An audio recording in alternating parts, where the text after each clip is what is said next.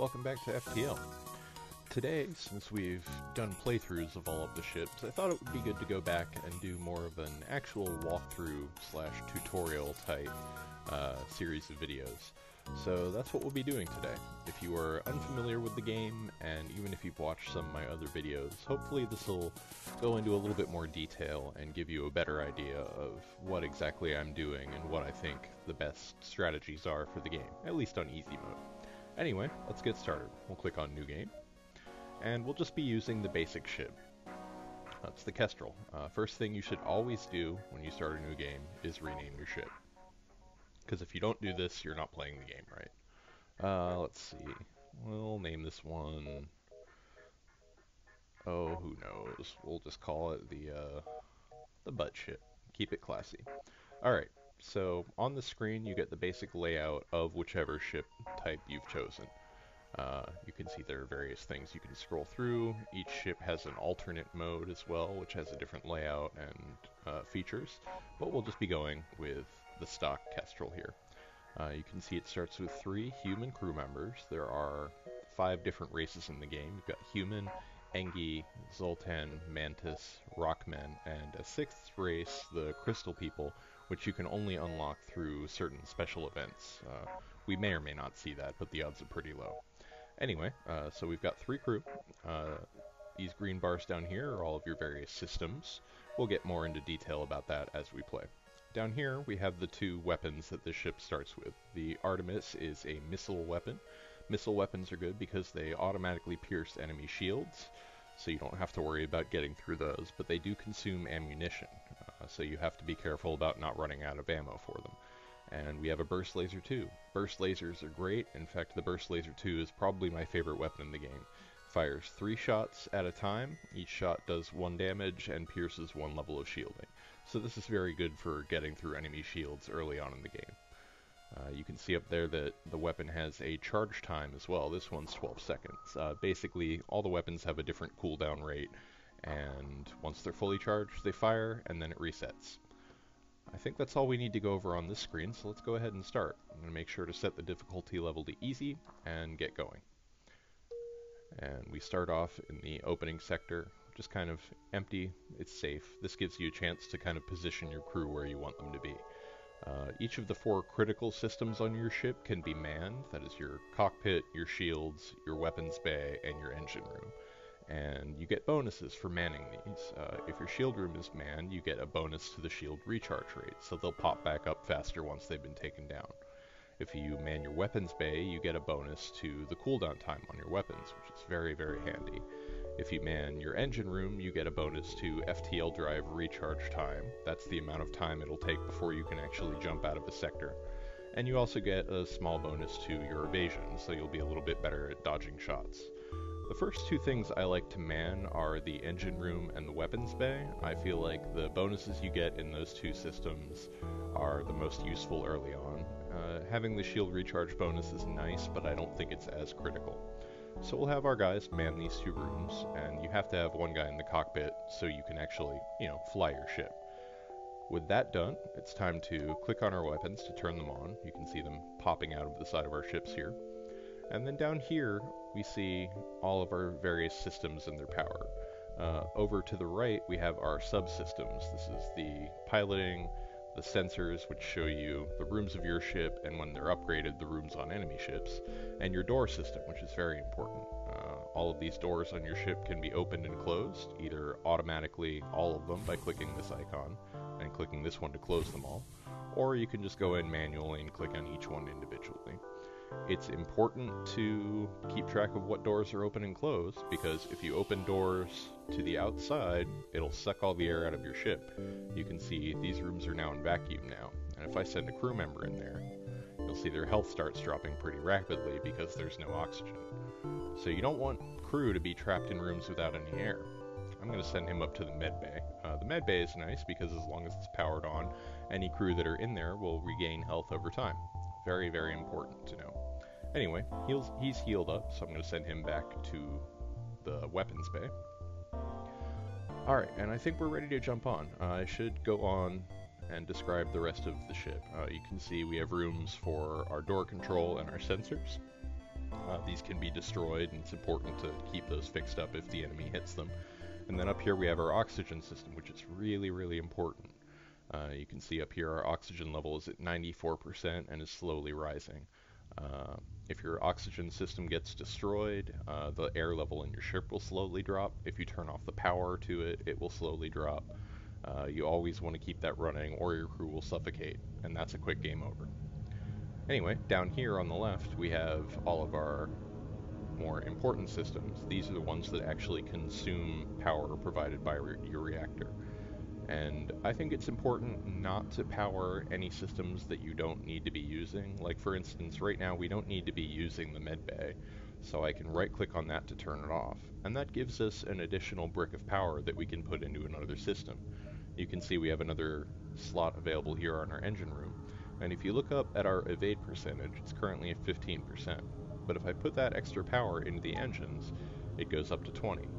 The more power you put into your engines, the better you'll be at evading, and the faster your FTL drive will recharge.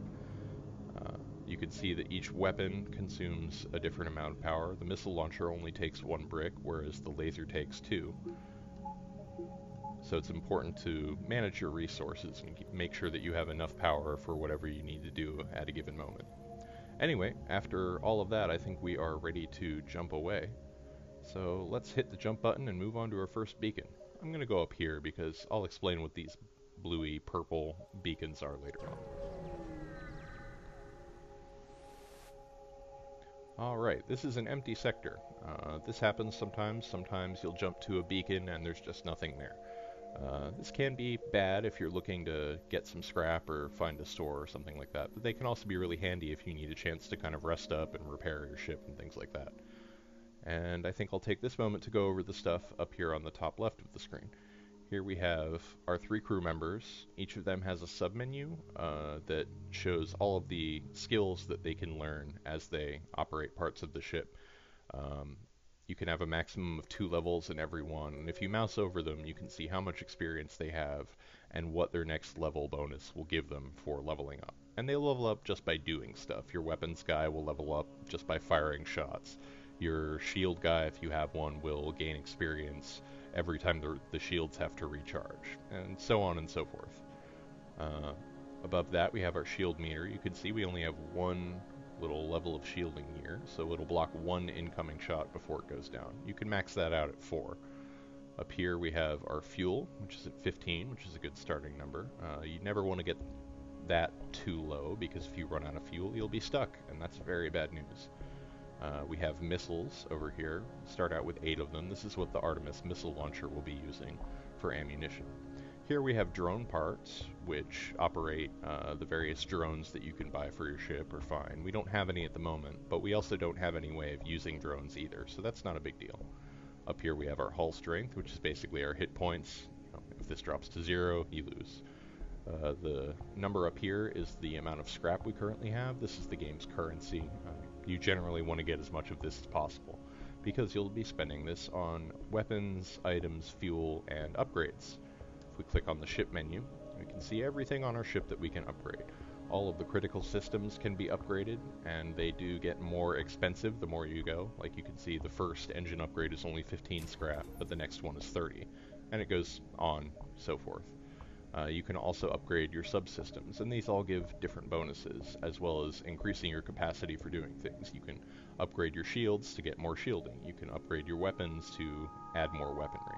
And you have your reactor down here, which powers everything. And the more power you have, the more stuff you can run. So it's pretty important to keep up with that while you're upgrading everything else.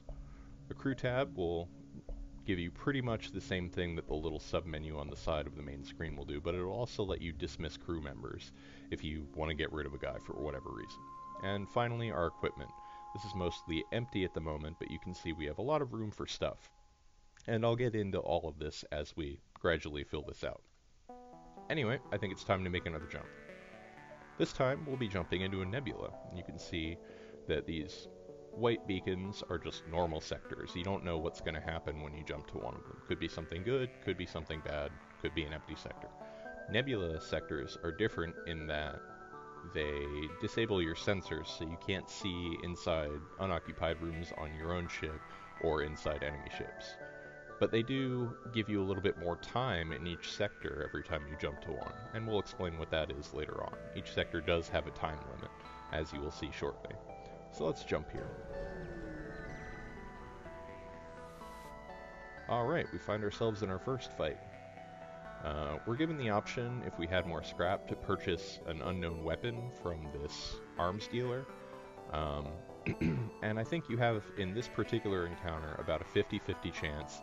Either he actually will be on the up and up and sell you a nice weapon for a discount, or he'll rip you off and just take your scrap, and then you'll have to fight him. So I generally like to just attack these guys rather than buy an unknown weapon. I feel like that's too much of a risk for too much scrap.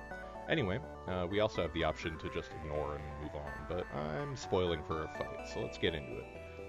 First thing you should always do in the beginning of a fight is pause the game. This gives you a chance to look over the enemy ship, plan out what your strategy is going to be, and just get everything into place.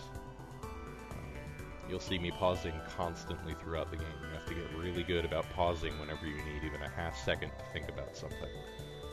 Because the rest of the game proceeds in real time when it comes to combat, so it can get very hectic. Anyway, if we look up here, we can see the enemy ship has one level of shielding, just like us, much lower hit points. He's got a basic laser and what appears to be some kind of beam weapon. Not too much of a threat, but he can do some damage to us, so we want to make sure we take him out as quickly as we can.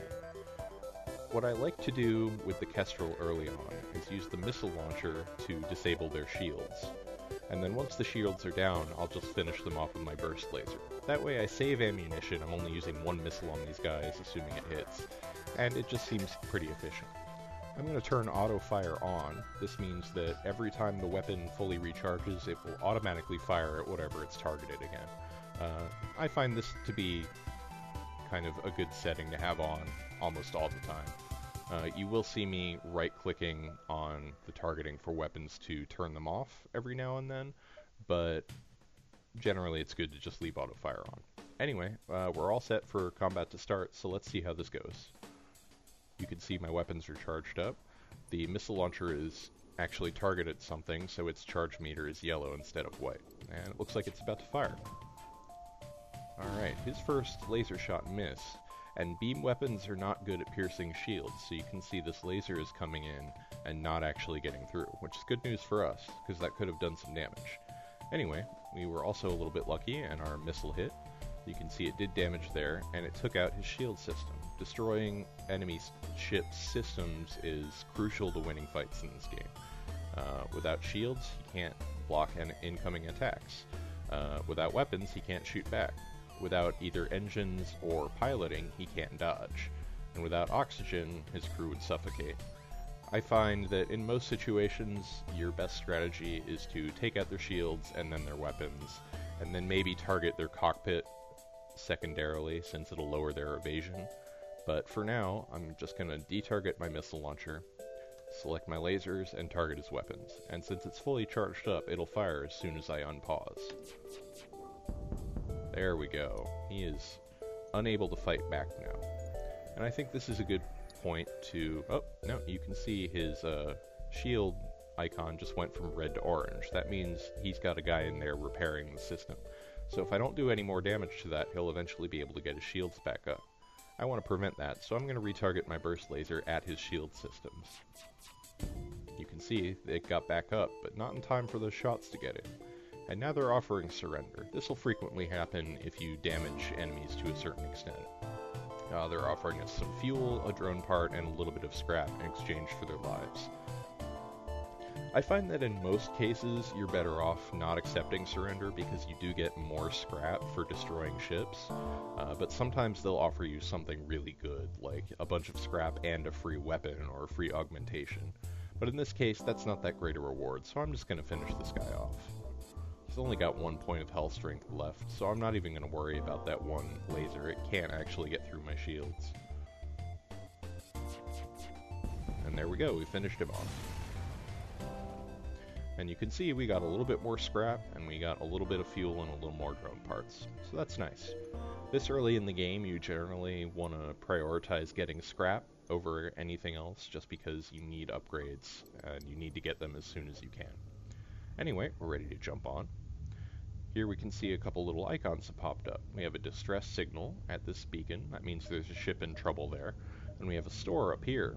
Stores are my favorite part of the game. That's where you buy all your stuff, and it's good news. But you generally want to have as much scrap as you can get before you can visit them. So we're going to check out this distress beacon first.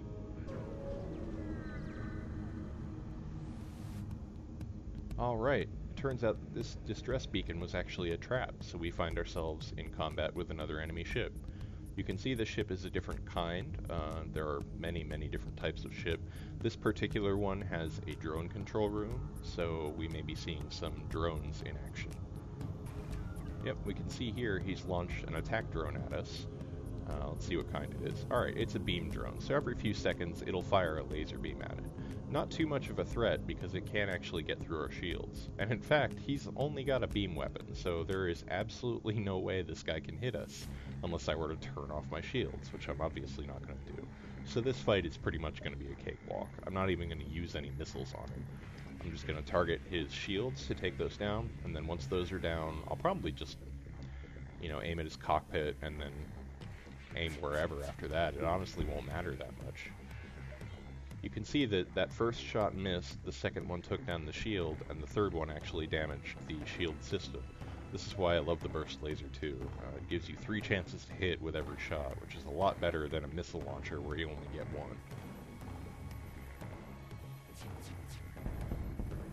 I'm just going to keep focusing on his shields until they're all the way down.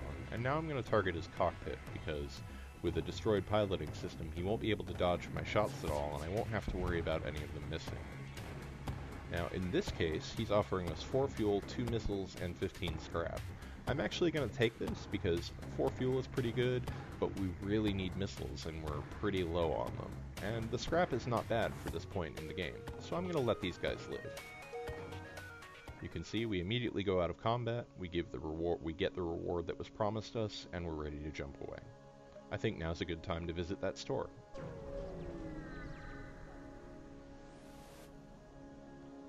Alright, and here we see what he has for sale. He has a couple different weapons for sale, but you can see they're both pretty pricey.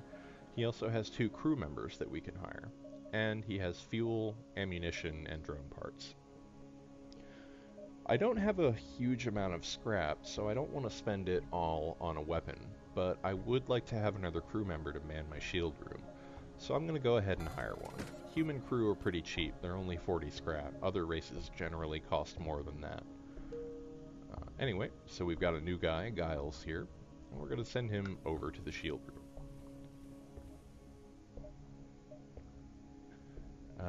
One thing to keep in mind is that you generally always want to have as many crew members as you can. There's no such thing as having too many crew. You get no penalties for having a full ship. So the sooner you can get to the maximum of 8 crew members, the better off you'll be. And let's move on. You can see here on the left side of the beacon map, we've got this big red warning arc coming in. This is the rebel fleet that we're fleeing from. If we get stuck at a beacon behind this red line, we'll be forced to fight them instead of doing whatever was at the beacon. And that's bad news, because rebel fleet ships are much more powerful, and you don't really get much of a reward for defeating them. You only get 1 fuel back, so you generally want to stay ahead of this whenever possible. So it's important to kind of try and be efficient about how you jump through each sector. You want to visit as many points as you can before you run out of time. You don't want to just run straight for the exit, because then you won't get enough scrap and other things to survive. So we'll just jump over here for now. It's also important to try not to revisit sectors that you've already been to whenever you can avoid it. With the possible exception of that being stores, just because, again, you want to explore as much of the map as you can. So backtracking is basically just wasting time.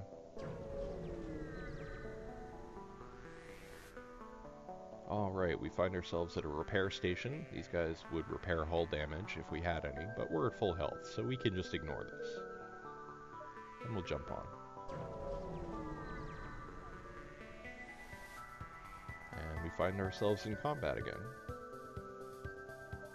Pause, take a look at their ship, and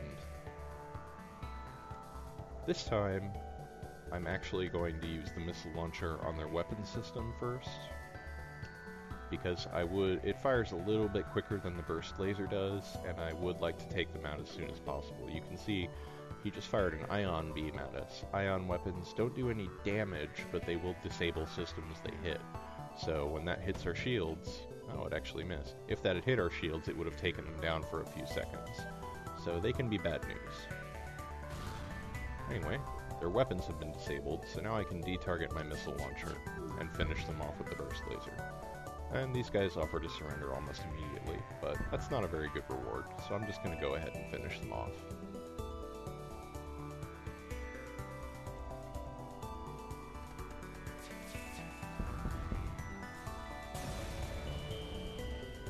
And we get a much better reward for destroying them.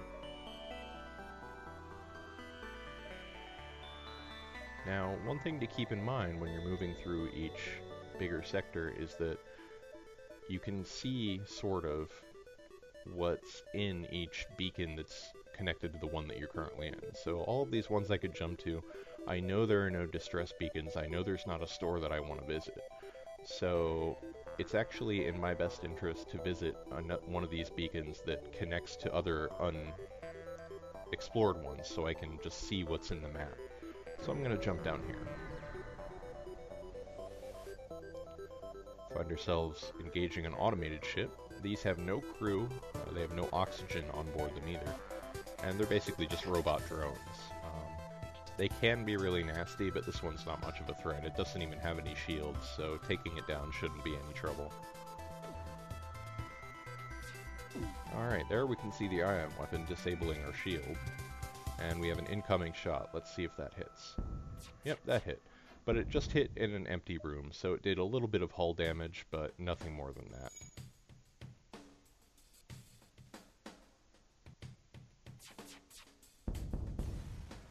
And that was a quick fight.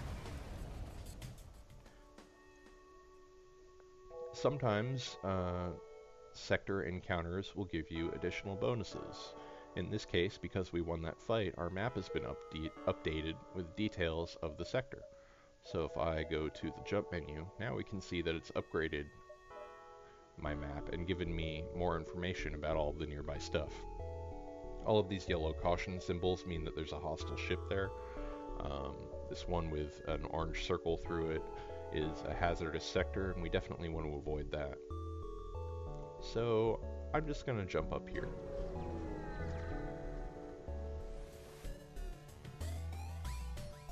I knew this enemy ship was waiting here for me, which means that I was not surprised by it, obviously. They have a missile launcher, which is going to be a problem because that will just totally ignore our shields. Hopefully I'll be able to take them down before they get off too many shots.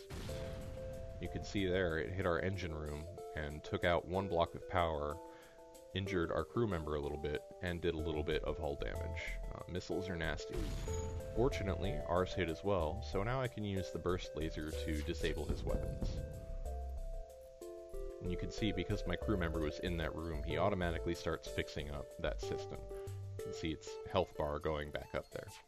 And once it's back up to full, it's good as new. Now he's taken a little bit of damage, and it's important to keep your crew's health topped off whenever you can. So, while we're finishing this guy off, I'm going to send him over to the med bay, and I'll turn it on so he can heal up.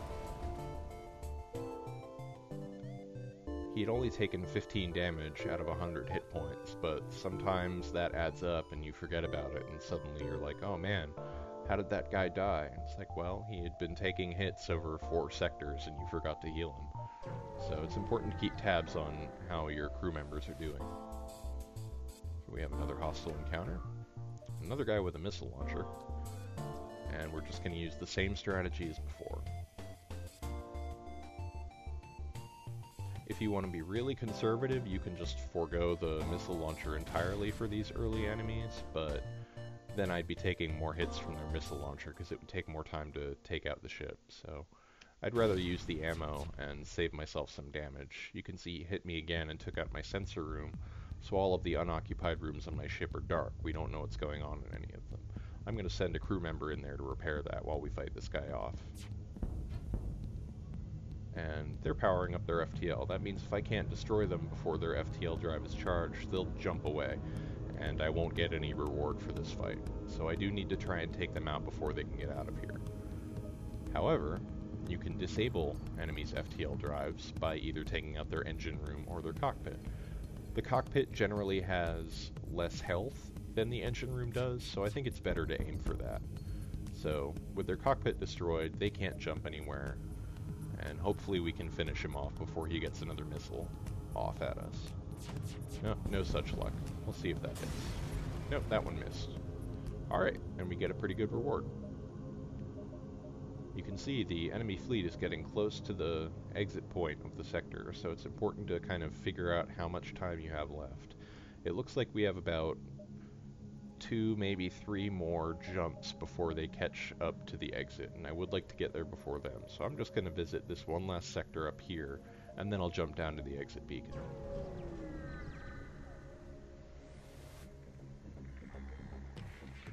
Here we have a different enemy ship type. This is a rock ship. They have a special augmentation, which means that they have a 15% chance to cancel out any hull damage you do to them. So if you hit them, like if you hit them in the weapons room, there's a 15% chance that you'll still damage the system in that room, but you won't actually take out any of their hit points. It's usually not too much of a problem, but it is something to be aware of.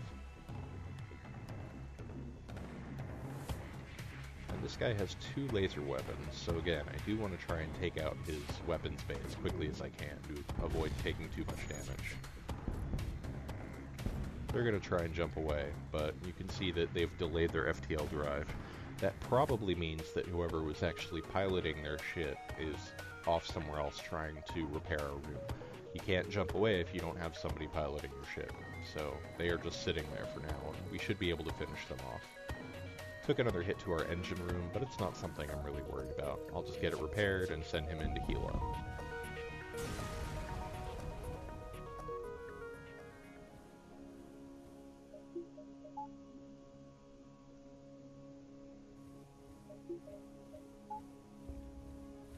Okay, and with that, we are ready to jump out of this sector.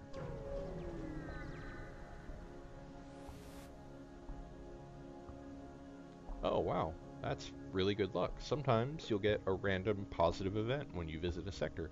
In this case, we just got some free scrap and a free weapon, the halberd beam, which is probably my second favorite weapon in the game. It's really good. And we won't be able to use it right away because, as you can see, it requires 3 power. So we could turn it on now, but then it would be the only weapon we have. And it's good, but it's not that good. So we'll wait. And with that, we are done with the first sector, and I think we've covered enough for this first video.